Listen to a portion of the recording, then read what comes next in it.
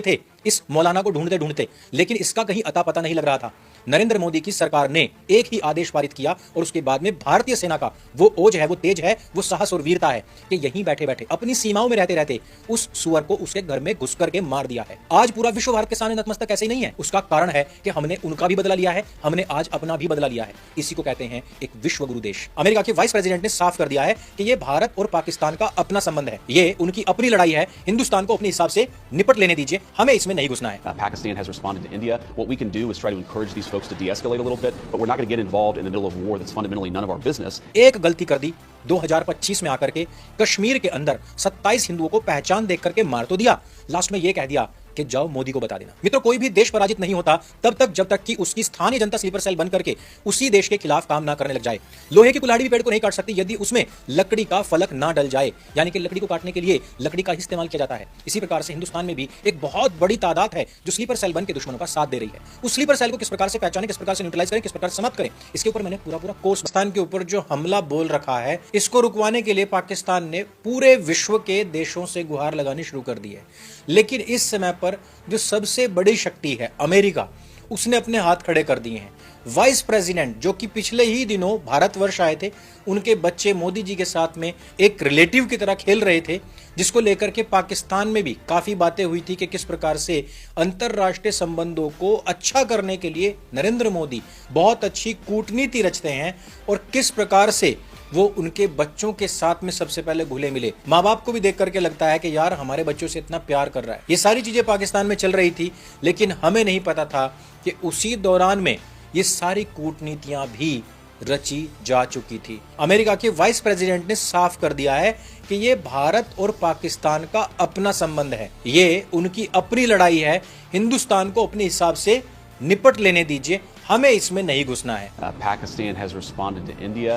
What we can do is try to encourage these folks to de-escalate a little bit, but we're not going to get involved in the middle of war that's fundamentally none of our business. दूसरी चीज कि भारत ने जो S-400 यानी कि सुदर्शन, जिसने कि पाकिस्तान से आने वाले जितने भी मिसाइल और ड्रोन थे सबको हवा में ही नष्ट कर दिया था, वो रशिया से लिया हुआ है और अभी उसके साथ में और बड़ी डीलिंग चल रही है। इजराइल से हमारे पास में क्या क्या नहीं आता उसकी तो मैं डिटेल बाद में दूंगा, लेकिन फ्रांस से हमने रफाइल लिया हुआ है। अमेरिका पहले से ही हमारा सबसे बड़ा हथियार निर्यातक रहा है और भले ही आज की तारीख में ना रहा हो, वहां का राष्ट्रपति इस समय पर ट्रंप है, जिसने खुली छूट दे दी थी कि हिंदुस्तान को जो करना है वो करे।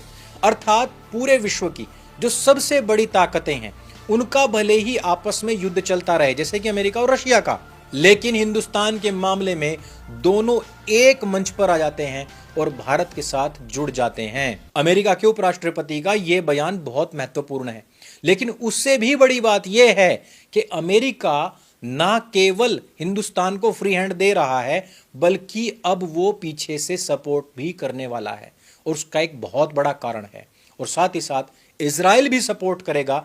इस वीडियो में आपको थोड़ी सी डिटेल में ये चीजें बताने वाला हूं। इसके लिए पहले आपको 23 साल पीछे जाना पड़ेगा पाकिस्तान में। डैनियल पर्ल जो वॉल स्ट्रीट जर्नल के एक बहुत बड़े रिपोर्टर थे, खोजी पत्रकार थे, उनका बहुत मान सम्मान पूरे विश्व में हुआ करता था। अपनी खोजी पत्रकारिता के चलते वो पाकिस्तान चले जाते हैं और वहां पर जाकर के लोगों से रिपोर्टिंग करते हैं वहां के हालात जानने के लिए। लेकिन 2002 में उस समय पर आतंकवादियों का बहुत बड़ा संगठन वहां पर चलता था जिसका नाम था अलकायदा। अलकायदा वालों को जब यह बात पता पड़ी कि डैनियल पर्ल एक यहूदी हैं, तो उन्होंने उनको अगवा कर लिया। अगवा करने के बाद में ऑन कैमरा उनकी गर्दन काट करके हत्या कर दी गई थी। अमेरिका देखता रह गया था। उनके विदेश मंत्रालय, उनके राष्ट्रपति, उपराष्ट्रपति सारे के सारे पाकिस्तान को न्यूट्रलाइज करने के लिए तैयार खड़े रहे, लेकिन कर नहीं पाए। अलकायदा ने जिस समय पर डैनियल पर्ल की हत्या कर दी, उसके बावजूद भी कोई उनका कुछ नहीं उखाड़ पाया था। तो डैनियल पर्ल तो मारा गया। अब हुआ क्या है कि अमेरिका और इजराइल भारतवर्ष के प्रति इतने नतमस्तक हैं? कारण यह है कि उसके जो हत्यारे थे उनको भारत ने ऑपरेशन सिंदूर के समय पर उड़ा दिया। भारतवर्ष ने उसको उड़ा दिया। उसका तो सीधा सीधा संबंध भारत से भी था और भारत को किस प्रकार से गहरे घाव दिए हुए थे, उनके ऊपर यदि चर्चा ना करें तो यह वीडियो कंप्लीट नहीं होगा। तो तो हमें चलना पड़ेगा 1994 में। अलकायदा का सरगना हुआ करता था मौलाना मसूद अजहर। 29 जनवरी 1994 को पुर्तगाली पासपोर्ट बनवाता है और ढाका के रास्ते दिल्ली पहुंच जाता है। वहां पर जो चेकिंग होती है, वहां एक व्यक्ति को शक हो जाता है कि यह व्यक्ति कोई आतंकवादी है, लेकिन वो भारतीय भाषाएं बोल करके वहां से बाहर निकल आता है। वहां से निकल करके वो सीधा पहुंचता है कश्मीर।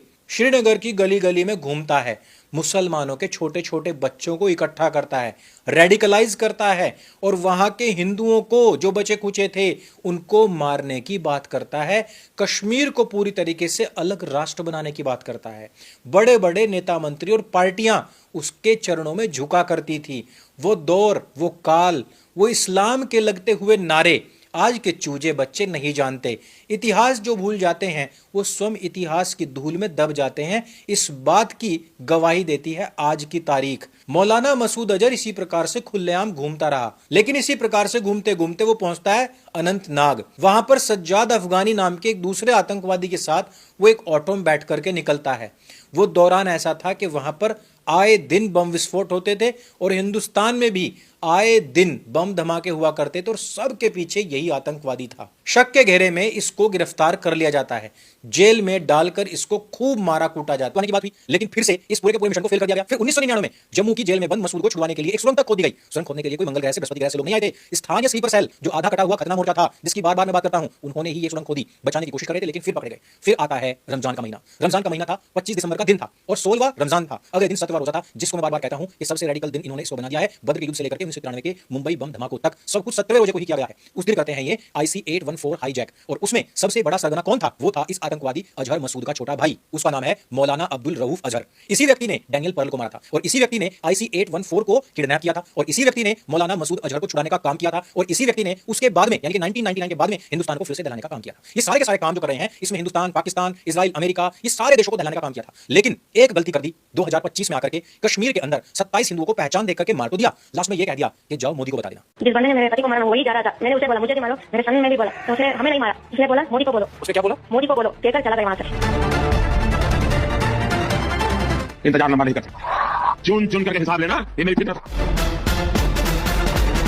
ये जो गलती कर दी, ये मोदी के लिए बिल्कुल पर्सनल मैटर था। और उसके बाद में पिछली बार तो मोदी ने 13 दिन लिए थे, इस बार 15 तो दिन लिए, लेकिन इस बार घर में घुस करके मारा है। लाहौर में मारा, इस्लामाबाद हो, रावलपिंडी हो, या हमारे पीओके के क्षेत्र, या फिर उसके आसपास के एरियाज, हर जगह पर इतनी बमबारी हो रही है मित्रों, मैं यहां पर आपको दिखा नहीं सकता। जिस प्रकार से परखच्चे उड़े हुए हैं, वीडियो तक बैन हो जाएंगे। इस तरीके की चीजें हो रही हैं जो अंदर से आ रही हैं। इस कारण से आज पूरा का पूरा विश्व इस भारत की शक्ति के सामने नतमस्तक है कि जिसका मिलकर के इजराइल और अमेरिका बदला नहीं ले पाए। 23 साल हो गए थे इस मौलाना को ढूंढते ढूंढते, लेकिन इसका कहीं अता पता नहीं लग रहा था। नरेंद्र मोदी की सरकार ने एक ही आदेश पारित किया और उसके बाद में भारतीय सेना का वो ओज है, वो तेज है, वो साहस और वीरता है कि यहीं बैठे बैठे अपनी सीमाओं में रहते रहते उस सुअर को उसके घर में घुस करके मार दिया है। ये है भारत की ताकत, ये है भारत की शक्ति, ये है भारत का खोया हुआ वो वैभव जिसको प्राप्त करने में हमें सदियां लग गई। आज पूरा विश्व के सामने नतमस्तक ऐसे ही नहीं है। उसका कारण है कि हमने उनका भी बदला लिया है, हमने आज अपना भी बदला लिया है। इसी को कहते हैं एक विश्व गुरु देश, इसी को कहते हैं एक परम पराक्रमी सेना, और उसका कर्तव्य क्या होता है। तो ये